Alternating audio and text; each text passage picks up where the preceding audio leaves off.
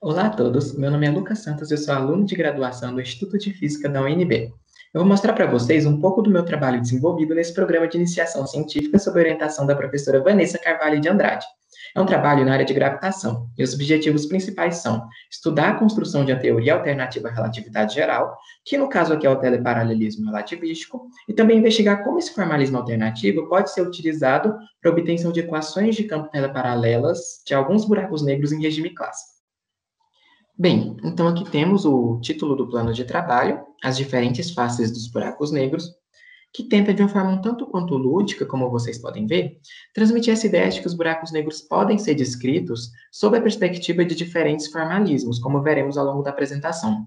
Ok, mas para que falar de formalismos alternativos à relatividade geral? Bem, a relatividade geral de Einstein, por mais que seja uma teoria com ampla confirmação experimental, ainda possui algumas limitações, como a existência de singularidades, a necessidade de assumir que existe no universo uma grande quantidade de matéria escura, de energia escura, e a ausência até hoje de uma teoria da gravitação quântica que seja consistente de fato. É aí que surge então o questionamento: será que a gente não conseguiria reconstruir a relatividade geral de Einstein de forma a recuperar os resultados que ela já fornece com sucesso, mas de forma também a tentar superar esses aparentes problemas? É nesse contexto que surge o teleparalelismo relativístico e as demais teorias alternativas como um todo. No caso do teleparalelismo relativístico, a gente tenta fazer isso reconstruindo a relatividade como uma teoria de gauge. No teleparalelismo relativístico, então, diferentemente do caso da relatividade de Einstein, a gente começa definindo as tetradas, que são os objetos matemáticos responsáveis por fazer a conexão entre a métrica do espaço externo, o espaço-tempo, com a métrica do espaço interno, que é um plano tangente de Minkowski, um plano tangente à variedade que descreve o espaço-tempo. Com essas tetradas, a gente consegue definir uma nova conexão, chamada conexão de Weizenbach, e que, diferentemente da conexão de Levi-Civita, da relatividade geral, não é mais simétrica no último par de índices. Isso resulta numa torção que não é mais nula.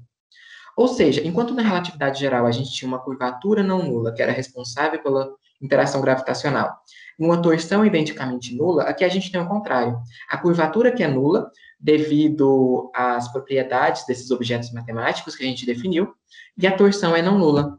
A gente pode, então, estabelecer uma relação entre os objetos do teleparalelismo, que são os objetos sobrescritos por esses círculos preenchidos aqui, e os objetos da relatividade geral, que são os objetos sobrescritos por esse círculo aberto no meio.